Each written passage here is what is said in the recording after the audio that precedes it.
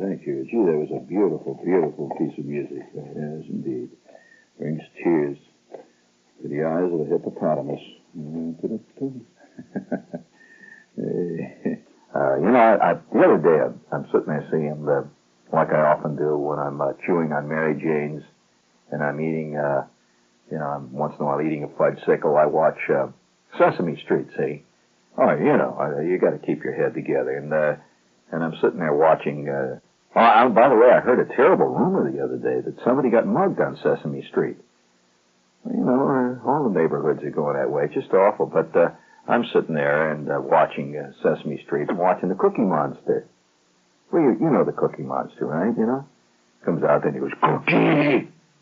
Well, I recognize his existence and I can understand his feelings about cookies. And he looked out again. He goes, Cookie! That's quite good. That's familiar. That's a familiar look in the eye. It was the look in his eye.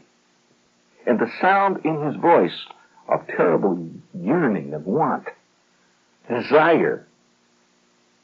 And I waited a couple of minutes. A couple of guys came out and did tap dances, and they jiggled up and down holding a big letter D. And I learned to read, it's been 2 years ago, so I don't have any problems with that. I ignore all that stuff with the D's. Incidentally, did you know that one time I played the letter X? Believe me, I played the letter X on Sesame Street, one of the great historical moments. I'm not kidding you. Absolutely true. One of the great historical moments in my performing career, I played many things, but never a letter X. And it was great. I was called Cowboy X. But that's water under the dam or over the bridge or whatever the heck it is. And anyway, I'm sitting there watching the Cookie Monster. He comes back on, he goes, Cookie! Ooh. It's Cookie, yeah. It hit me. I remembered that look in the eye. It was a look in the eye that got me. I remembered that look in the eye. Cookie! I knew a person once who had that same look in the eye. The only difference, he was not a Cookie Monster. I knew what he was. Hit me. He was a bourbon monster. He'd say, Bourbon!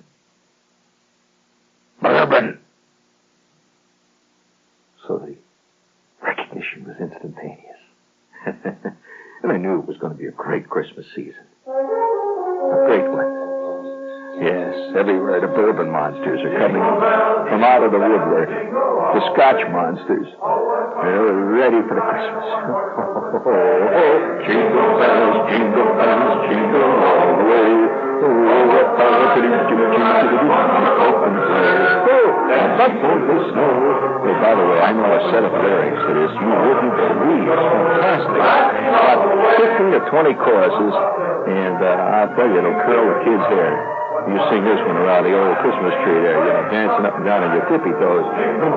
Jingle bells, jingle all the way. Hold it there. Thank you. That was very good. Very good. Reset that, please. Reset that, please. We will be needing that. And I promised to do this show here a couple of nights ago, and it's time now that we did it. After all, the Yuletide is approaching. And you see a lot of things that are significant during the Yuletide. And I think the time has come for me to report to you that as a student of our times and as a chronicler of the trivia of our world, I don't think trivia has much to do with who played the second gangster from the right in a Humphrey Bogart movie. That's not only, that's impedimentia. That ain't trivia. That's a different, that's very different. True trivia is a very different thing. It's a horse or a fish or a ding-dong of another color. And tonight, as a student of our times, I am here tonight to report to you and I'm probably the only guy this year who will report this, that there's a very interesting trend going on in our country, which I cannot quite pinpoint. Maybe it's a resurgence of romanticism. That's hard to believe. Yes, really. We've come through a period of intense, almost manic cynicism. Cynicism in our country. Back in the 60s and stuff.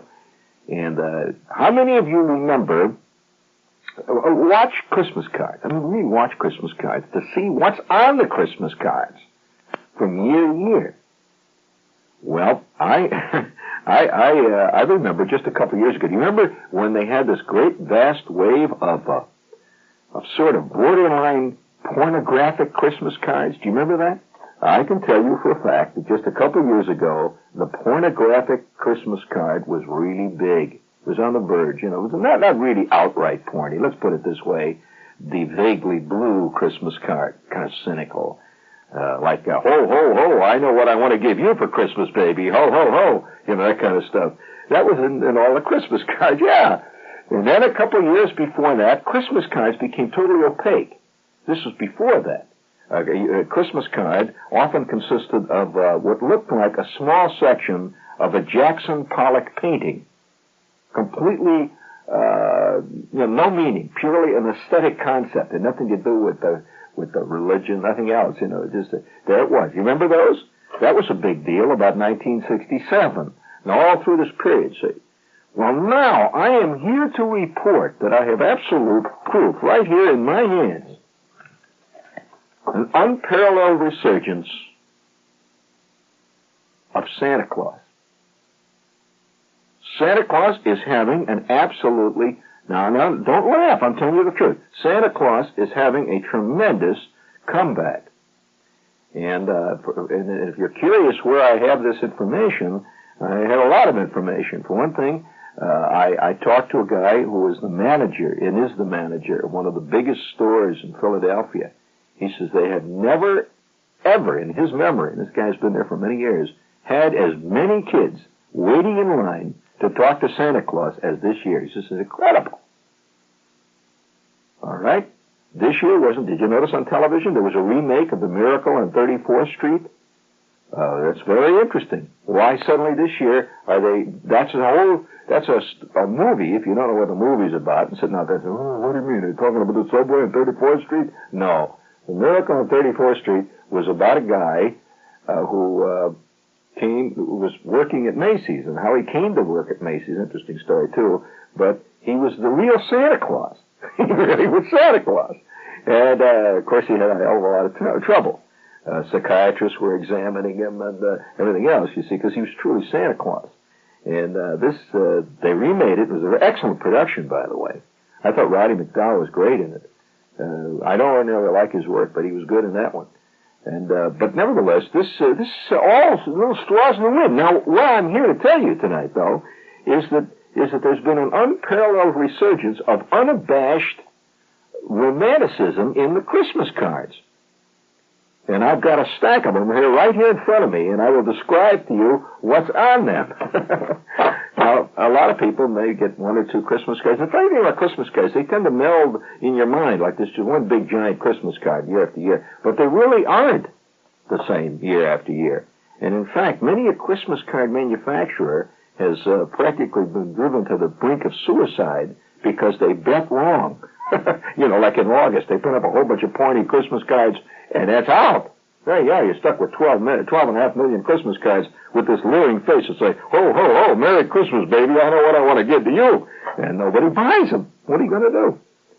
So this is a very subtle business. They have to print these things like well before the fact. So Christmas cards are printed sometime early in the year, like, say, in the spring of that year. And by late October, the mood of the country is already becoming developed, and some guys are already planning, to buy Utah or something because they're going to hit the jackpot this year, and other guys are heading for Greenland to get away from their creditors. So the idea of what's on a Christmas card is very important. So would you please give me a little sociological introduction to a sociological program tonight? We are tonight saluting the resurgence of Santa Claus, who is making an unparalleled comeback. I mean, if Santa Claus comes back, what is next? Well, I say this is going to be the biggest year in years for the Easter Bunny.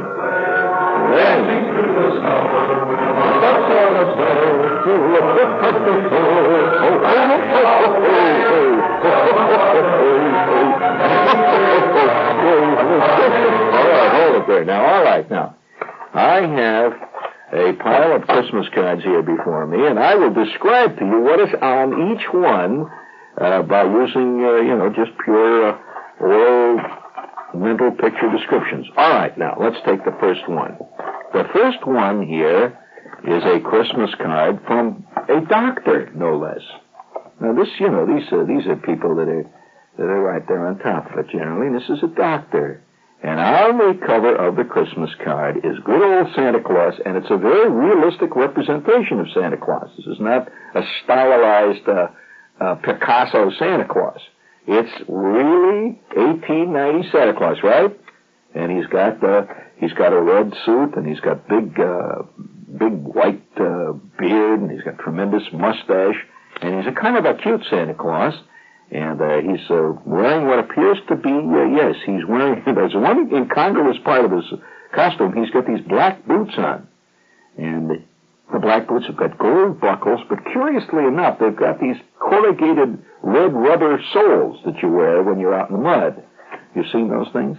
Anyway, he's walking along there in the snow, and he's playing a drum.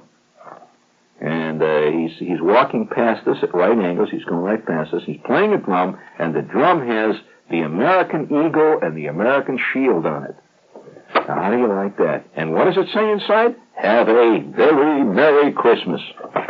Now, that's a classical Christmas card. Haven't got one like that. And I'm delighted to report a decline of the Peanuts syndrome.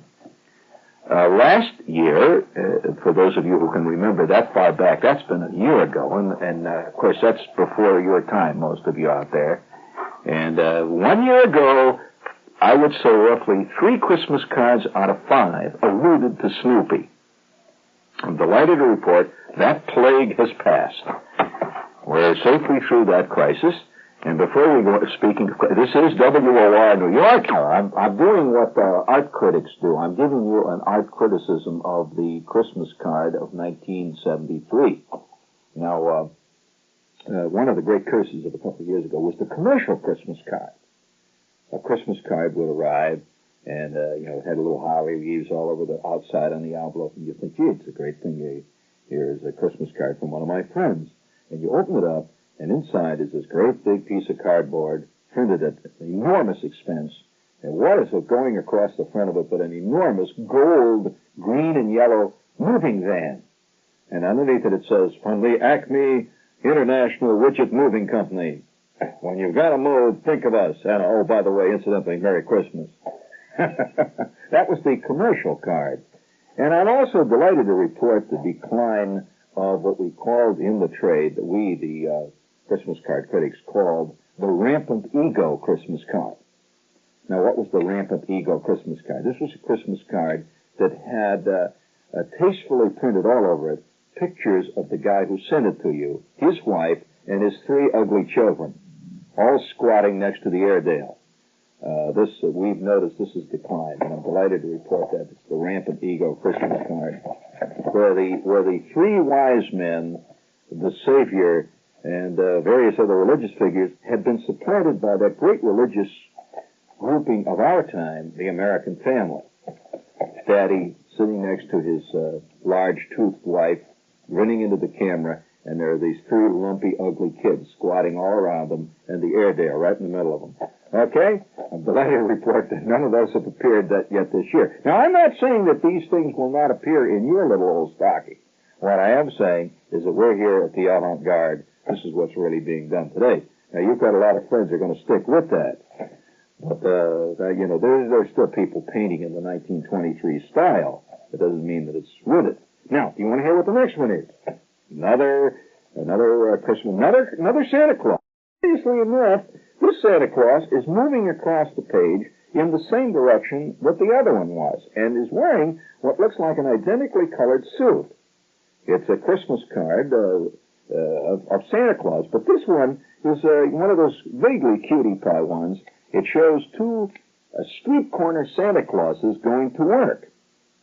And you can tell that they're not the real Santa Clauses, they're street Santa Clauses, because they've got their little stands folded under their arms, and their little buckets, that says give this year. You've seen those. And they're walking to work. One guy's ringing a bell, and the other guy's smoking what looks like a White Owl Imperial. He's smoking a cigar, and it's a kind of a, cutie pie thing by Norman Rockwell. But it is Santa Claus. It's definitely Santa Claus. You would not have gotten away with sending that 2 years ago. You would have been laughed right out of the Elks had you sent that one. There it is. That's Santa Claus, right? And above it, all it says simply is warm-hearted wishes. And inside it says, may all the joy you give away return to you on Christmas Day. Now, that's an old-fashioned sentiment. Do you agree? That kind of thing. Now, you remember the old, it seems like just a couple of years ago, during the days of the realists, during the golden days of the Village Voice, when Nat Hentoff was at his zenith, and people would send each other Jules Pfeiffer Christmas cards, or Bernard getting turned down by this chick. But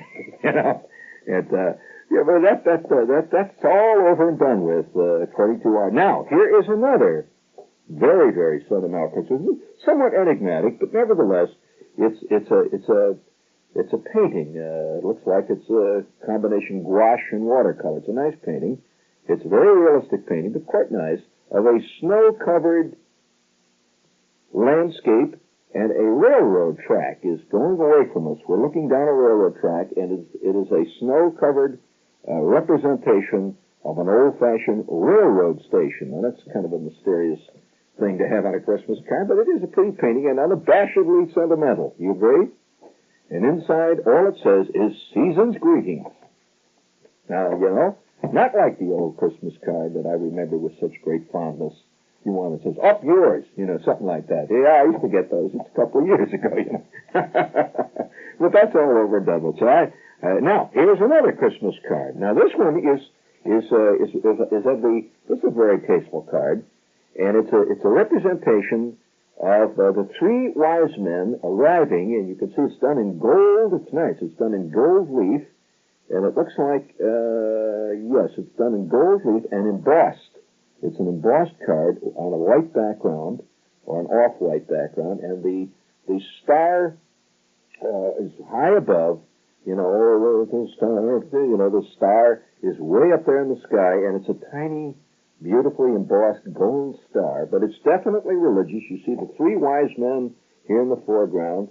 It's fairly representational, but at the same time, there's a little touch of creativity to it. And in the background, you see what looks like a train of camels arriving, and a few black embossed palm trees are arching up over the creche there. And you see Joseph, and you see Mary, and this is a legitimate, and inside it says, to wish you a joyous Christmas and happiness in the new year. Yes, indeed. Well, that certainly does a smack of Snoopy, does it? Ice skating with a sprig of mistletoe sticking out of his little collar there? No. It's a very different kind. Now, look at this. Now, this, I haven't, this is the kind of Christmas card that my mother would have felt at home with. It's an interior scene of what looks like an old, rugged inn of some kind. Dickensian. It looks like Dickens. Charles Dickens.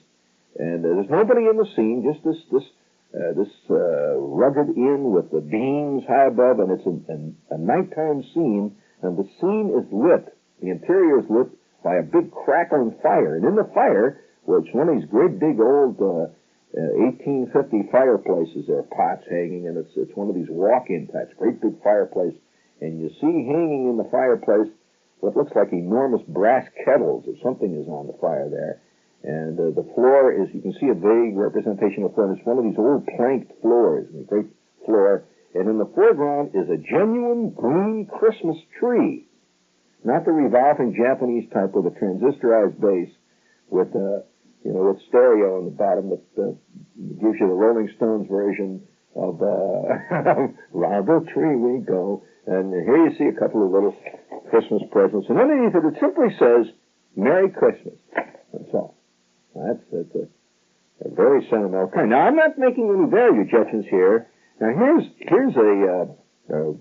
we get out further. Now, here's another one here. This card here, if somebody put this out down in the village someplace, places where they sell copies of old magazines and posters of Betty Boop films and stuff like that, people buy this stuff.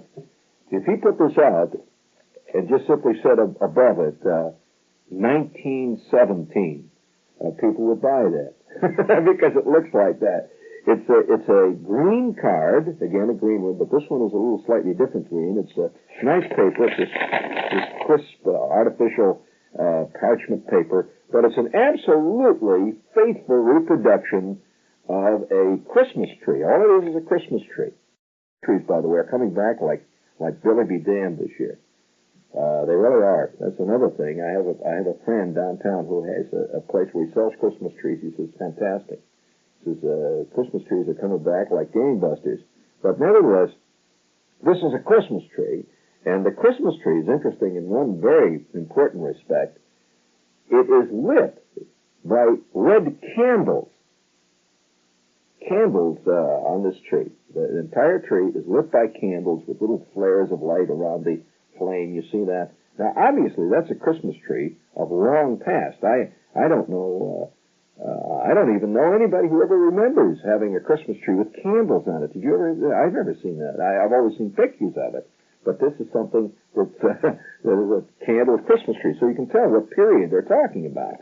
Inside, this says, at this Merry Christmas season, and all of the seasons too, life should be just wonderful for someone as nice as you. Now that's, who would have, that's right out of the Hallmark Hall of Great Magnificent Poetry fame. You don't see much of that. I mean, I'm amazed that that's coming back. Now, here's another one. This is a Christmas card, and again, of a type you would not have seen a couple of years ago. This is a card that's printed and cut in the form of a Christmas package. It's a package that's wrapped in red and gold paper with white and red ribbon around it, and on the top of it are ornaments, and they're real cutie pie ornaments. And it says Christmas greetings. And you open the top, it's a little package, so you can open the top of it, it's folded. And inside, all it says is, may all the joys of the Christmas season be yours today and always. That's all. Now that's an unabashed, again, sentimental Christmas card. Now here's a card that's a little bit off the beaten track, but again, it's very sentimental. It shows this is a card that's done in blue, a light aqua blue. It's done in blue and tones of gray and white. It's woodcut, really, is what it is. It looks like an engraving, actually. And you see, it's a snow-covered tree, and it's a close-up of the tree trunk, which runs down the left side of the card. And we're looking at a branch, and sitting on the branch, central figure looking right at us, is this squirrel. It's a squirrel looking out at us. He's got an acorn in his paws. And in the background, we see the Star of Bethlehem way high up there. So that could be any time. That squirrel, they had squirrels during the days of Christ, believe it or not. They're not a new development, when they built Central Park. They go earlier than that. So this could very well have been a squirrel of that period, because here you see, way off in the distance, the Star of Bethlehem, and you see snow on the branch. And inside, in very elegant type, it's very clean type. It's what they call steel English type. That's a certain type of type. It says Merry Christmas and a Happy New Year. All set. Elegant. Now here's another card. Now this is a beautiful card. Now this is really a lovely card. I must compliment whoever sent this card. It's a folding card. And it's done on very beautiful pressed paper. It's really a lovely card. Isn't this a beautiful one, this one? It's done on beautiful card, but it is, again, it's a card that has what they call an embossed finished paper. You get a rough finish to it. See, the paper is kind of rough. It feels like it's light leather of some kind. It's big card. And it's off-white. It's a kind of a vague ivory colored, but the representation on the card is a beautiful yellow, very subtle yellow and orange watercolor. Yellow and orange. Interesting combination of colors. A yellow and orange, sort of a sienna combination watercolor, very light watercolor of a Christmas tree. That's it. And you see this vague orange sienna star at the top. It's a very pretty tree. And it says, Christmas is a message of goodness, moments of gladness, memories of gold. That's kind of nice. And inside, you open it up, it says, wishing you a very Merry Christmas. Beautiful card. And again, that's a card. Notice the continuing theme that runs through them, Christmas trees and Santa Claus. And I suspect that a lot of this stuff is a curious, almost a sad, reaching back for something that never was, or at least reaching back for something that ceased to be a long time ago. And so you find a lot of young kids who are supposed to be very hip, walking around wearing 1880 dresses and granny, and the whole scene. It's a curious attempt to be something that nobody ever could be again, but this is part of it. So here's a Christmas card. Now this is one of the most sentimental. It's a red and green, very, very representational Christmas card of what looks like a bough of a balsam tree, and that's a balsam. By the way, there are several types of Christmas trees if you're going to buy a Christmas tree. The ones with the longer, long arching needles will stay together a lot longer than the shorter ones. There are various types of Christmas trees. We'll give you a little story about that later. There's a difference. The different types of fir trees, or evergreens, really. This happens to be a balsam, and there's a balsam by there, a bough, and in the foreground is a big green candle that's lit and a lot of Christmas tree ornaments, and above it says, and it's very bright colors, red and green, it says, Season's Greetings. By the way, that's another interesting thing that I've noticed. The resurgence of red and green, the traditional Christmas card colors, are part of this resurgence. Now, it's an interesting card. This is an interesting card, and for reasons in that it's the only one that's arrived at this type. It's a black and white card. It's a small card, not more than maybe 3 by 4. It's a small folding card, white paper, slick white paper. But the picture on the card is a small, very highly detailed, beautifully done, a tiny photograph of 2 trees. This is a real photograph of 2 trees on a snowy hill outlined against the sky. The trees, of course, have no leaves, and it's a very nice photograph, but it's an interesting type of card. It's a variation, yet it's sentimental. If you look at it, it's a curiously sentimental card. It isn't a picture of a glass building on Park Avenue. It's a picture of a tree on a snowy hill, and inside it just simply says, Greetings. That's all. Enigmatic. Again, Santa Claus. Here's another one. And this is from, if you're wondering where these are coming from, most of these are coming from New York City, which is interesting. These are New York City people sending these cards. These aren't cards from little places like Rabbit Hash, New Jersey. These are people that are, fairly supposedly walking around hip types. Here's a really sentimental Santa Claus, and it's Santa Claus. It's a cartoon kind of Santa Claus, but a very respectful one. And he's wearing his red costume, and he's decorating a tree. And he's putting on the top of this, it's a little tree. It's only about waist high, and there's nothing else on the tree. It's a little growing fir tree. It's growing. It's not a Christmas tree. It doesn't have a thing on it. It's growing out of the ground, and he's placing a star on top of it. And sitting on one of the branches of the tree is what looks like a robin, curiously enough, a robin. And this robin is watching him do this. That's all there is to it. And he's very nervously putting this star on the top. And on the back of the card is no comment at all, just the name of the person who sent it. There's no statement of philosophy or anything. I've got a lot of other ones here. Here's another very interesting card. And this card is one of the cards that looks like it's from the UN. It's a group of stylized kids from all over the world done in silhouette, dancing around a great white symbolic snowman. And yet you see also in the background palm trees. It's all mixed up. Can be anywhere and every place. And you see high up in the heavens there almost a Juan Miró version of the Star of Bethlehem, way up there.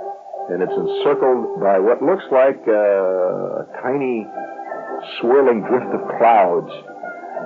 And this is done in shades of steel blue and white and gray and black. And that has season's greetings in 4 languages, including the Russian, and including Spanish, French, and English. and the words are season's greetings. Here's a kind of card that you know the kind of card that has the little gilt sprinkled on it, like ornaments have. And here's a very, very sentimental card of a watercolor of a guy walking along a stream that's frozen. He's tugging a sleigh on which there are Christmas presents, and next to him are trees, and in the distance you see a little village with a spire. That's a very, very that's right out of the 1890s, and it says Merry Christmas on the top of it. And these are all new cards. Fascinating. So we are drifting into another era, which I think is an unabashed era. And incidentally, I think this is to carry it into what I think is a more perhaps real area. I think this is one of the reasons why a lot of politicians are in trouble today, because we are returning to an age, curiously enough, of 19th century morality. I mean, drive the evil ones from the temple. and it's happening everywhere. And I suspect a lot of politicians can't figure out what happened. Did all this stuff in the 60s, and now all of a sudden it's coming to roost in the 70s, in the days of the resurgence of Santa Claus and little elves and green Christmas trees.